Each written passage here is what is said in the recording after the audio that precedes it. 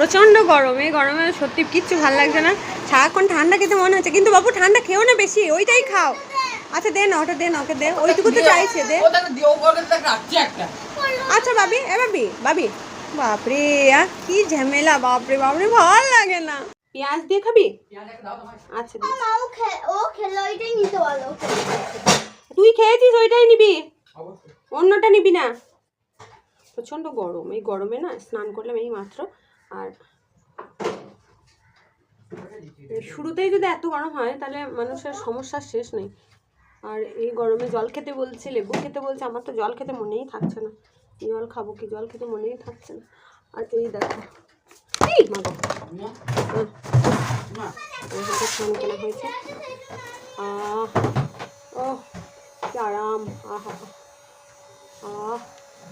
তোটা charge. হ্যাঁ বলো। দে, পেঁয়াজ আর লঙ্কা ছাড়া মুড়ি খাওয়া হয় না।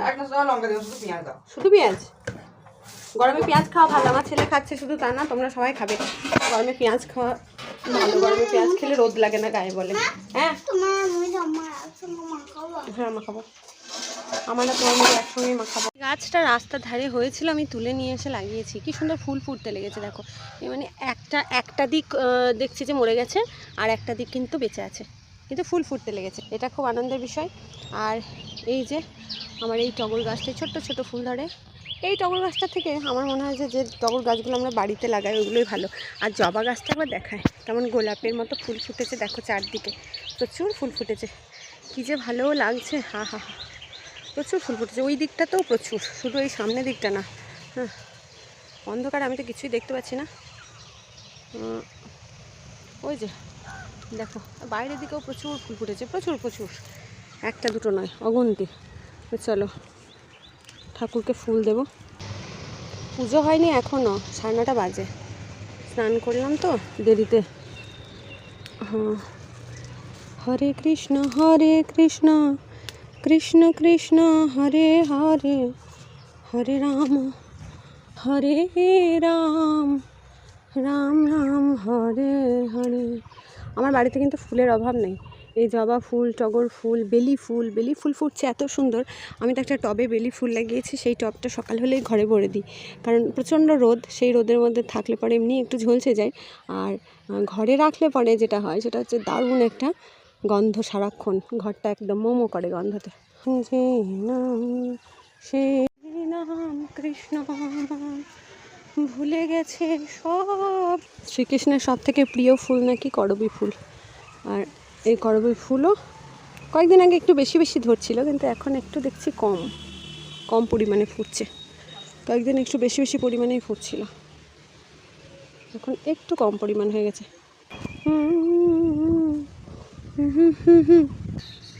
হরে কৃষ্ণ কৃষ্ণ কৃষ্ণ হরে হরে, হরে রাম রাম রাম হরে হরে, হরে কৃষ্ণ কৃষ্ণ কৃষ্ণ হরে হরে।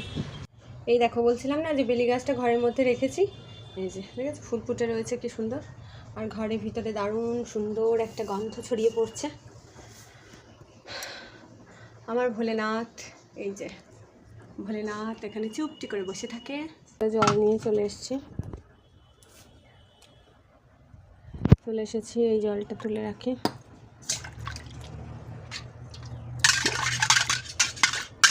হরে কৃষ্ণ কৃষ্ণ কৃষ্ণ কৃষ্ণ হরে হরে, হরে কৃষ্ণ কৃষ্ণ কৃষ্ণ হরে হরে। ओम नमः शिवाय, ओम नमः शिवाय, ओम नमः शिवाय, ओम नमः शिवाय। श्री कृष्ण चैतन्य प्रभु नित्यानंद श्री अद्वैत गदाधर श्रीवासादि गौर भक्तवृंद। कृष्ण कृष्ण हरे हरे, हरे राम राम राम हरे हरे, कृष्ण करुणा सिंधु दीनबंधु जगत्पते, कृष्ण गोपिका कांत राधा कांत नमस्ते। हरे कृष्ण कृष्ण कृष्ण हरे हरे, हरे राम राम राम हरे हरे, हरे कृष्ण कृष्ण कृष्ण हरे हरे, हरे राम राम राम हरे हरे। जय मां कृष्ण कृष्ण हरे हरे, हरे राम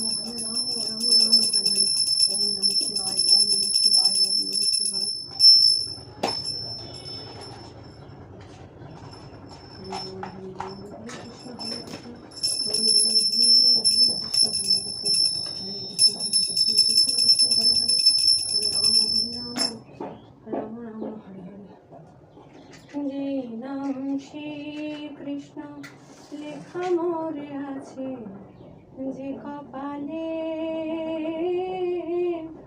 সেই মন কৃষ্ণ মন ভুলে গেছে সব দুঃখ, ভুলে আছে যে কপালে সেই নাম কৃষ্ণ মন ভুলে গেছে সব দুঃখ, ভুলে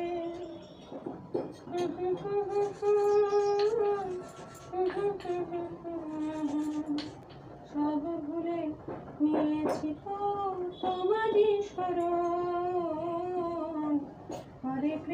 হরে কৃষ্ণ কৃষ্ণ কৃষ্ণ হরে হরে, হরে রাম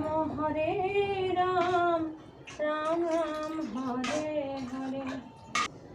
গঙ্গা গীতা সাবিত্রী সীতা সত্যা পতিব্রতা ব্রহ্মাবলী ব্রহ্মবিদ্যা ত্রিসন্ধ্যা মুক্তি গেহিনী অর্ধমাত্রা চিদানন্দা ভবগ্নি ভ্রান্তি নাশিনী বেদত্রয়ী পরানন্দা তত্ত্বার্থ জ্ঞান মঞ্জুরি। হালকা করে ফুদাও। গুড, ঠিক বলেছিস।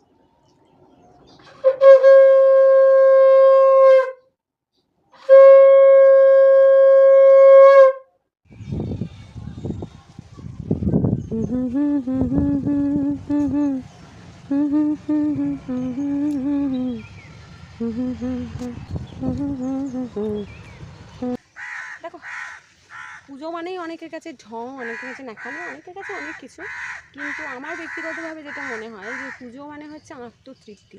আমি বিশ্বাস করি যে সকালবেলা উঠে স্নান করে ঈশ্বরের আরাধনা করার পর দিনটা শুরু করলে পরে সারাদিন তোমার ভালো যাবে।